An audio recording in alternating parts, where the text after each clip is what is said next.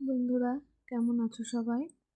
আজকে আমি পরবর্তী আরও 10টা লার্নিং ডিজাইন নিয়ে চলে এসেছি। তো দেখো সবাই কেমন লাগলো। এটা হলো ক্লাস 7-এর বজ্র ও মানব স্বাস্থ্যের ঝুঁকি। তারপরে আবারও আছে ক্লাস 7-এর অভিশ্রবণ। ওই যে বললাম, যে আগের ভিডিওতেই বলেছি, ক্লাস 6, 7, 8, 9 এইভাবে আমি পরপর ক্লাস ওয়াইজ এলডিগুলো সাজিয়েছি। তো তোমরা যদি কেউ আমার আগের ভিডিওটা না দেখে থাকো তাহলে অবশ্যই দেখে নিও।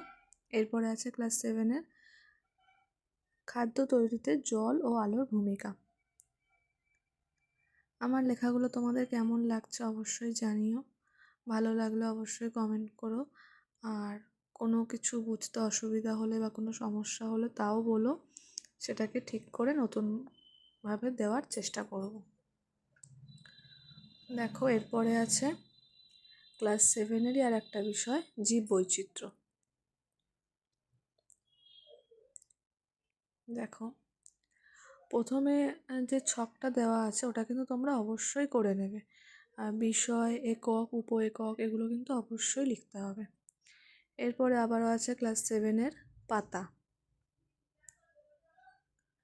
তো দেখো তোমরা কেমন লাগছে অবশ্যই জানিও। আর ভালো লাগলে অবশ্যই পাশে থেকো।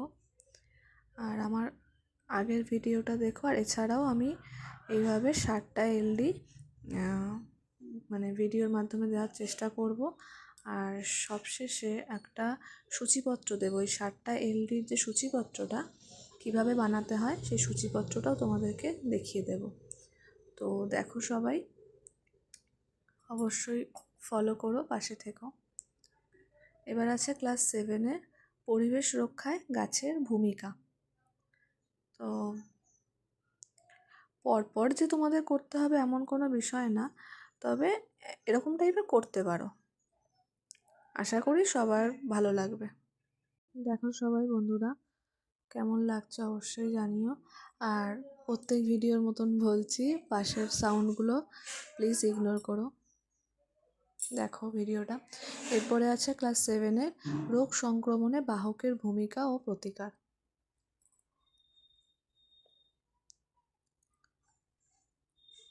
দেখো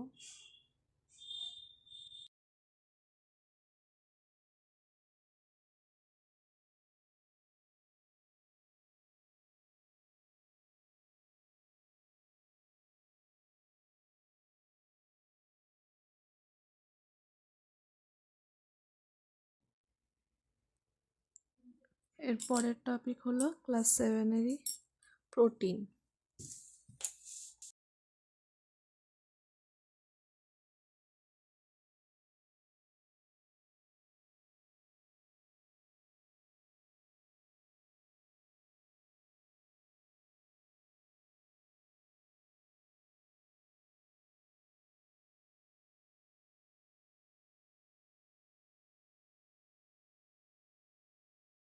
বন্ধুরা এই পর্যন্ত ছিল ক্লাস 7-এর। এবার হচ্ছে ক্লাস 8-এর টপিক ধান।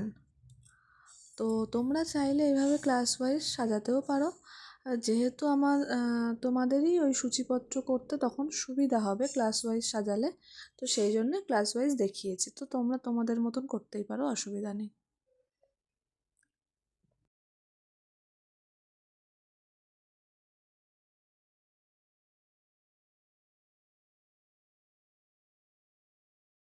এরপর 20 নম্বর এলডি ক্লাস 8-এর বয়ঃসন্ধি। তো এইভাবে আমি 10টা 10টা করে দিতে থাকবো, যেহেতু একবারে বেশি দিলে অনেকটা লং ভিডিও হয়ে যাবে। তো এইভাবে 10টা 10টা করে আমি দিতে থাকছি। তো তোমরা দেখো, তোমাদের ভালো লাগলে অবশ্যই জানিও। আর পাশে থেকো, লাইক করো।